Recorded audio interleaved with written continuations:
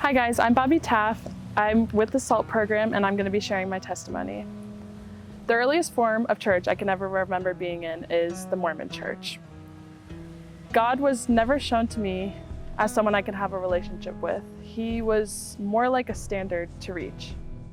I was baptized by my dad, who was a priesthood holder, a significant leader within the Mormon congregation, so it added an even heavier weight to my identity.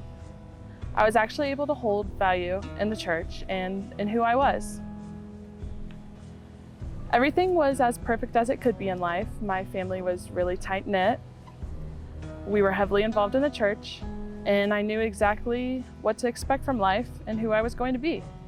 I had a goal, and even as a kid, it seemed obtainable. But when I reached 4th grade, everything changed.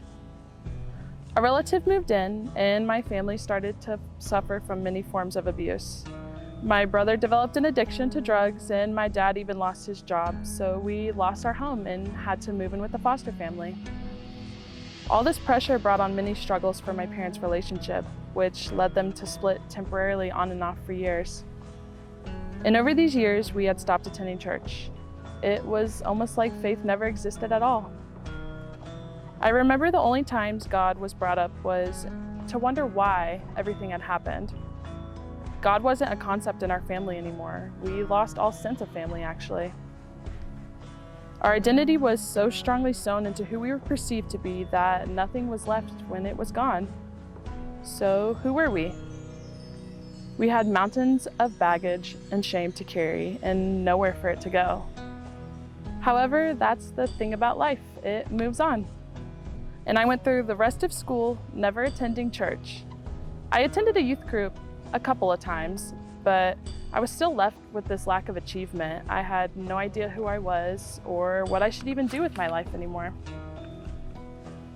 But a few months after I graduated, I got my first boyfriend. We moved in together and had been dating for 5 years. We both had what I see now as many sin struggles, and I guess his mom could tell too, because she gifted me my first Christian Bible. At this point, I had never really read the Bible and I didn't know the significance. She was my first mentor and was a big reason why I even found Jesus. When I started to read the Bible, it was like my eyes opened up and I was seeing it all for the first time. I absolutely fell in love with reading this book, and I especially fell in love with this guy they called Jesus. For the first time, he felt like a friend and someone who could help me carry all this weight that life had brought on. There wasn't any expectations of who I needed to be. In that moment, I could just sit with him and read. That hole I had tried to fill my whole life started to feel a lot less empty, and I could feel my burdens lighten. I ended up moving back to Kansas, and I promised myself I would attend church. I debated not going because I felt awkward and the church was really small, so I knew I'd be recognized immediately. This was actually the same church I had attended youth group This was actually the same church I had attended youth sessions at earlier in life. I went and sat in the back row alone, and unknown to me, I had sat a few chairs down from one of the biggest families in the church. So within seconds, I'm sandwiched in between of this huge family that I did not know. I remember when church was over, I was ready to run out so no one would talk to me. And that's where I was approached by a tiny, energetic woman from Trinidad who asked me to mentor in the high school Bible study on my first day. I absolutely did not want to. I just wanted to get out of church, but this weird thing happened where she asked and I said, of course I would love to. So I helped out as an obligation at first, and it ended up teaching me so much about my church family. And I grew to become so connected to them all. I started actually looking forward to and loving my time there. There was no expectations on who I was like I thought there would be. The people just genuinely loved me in a way that I didn't even love myself, and it started to form something new in me.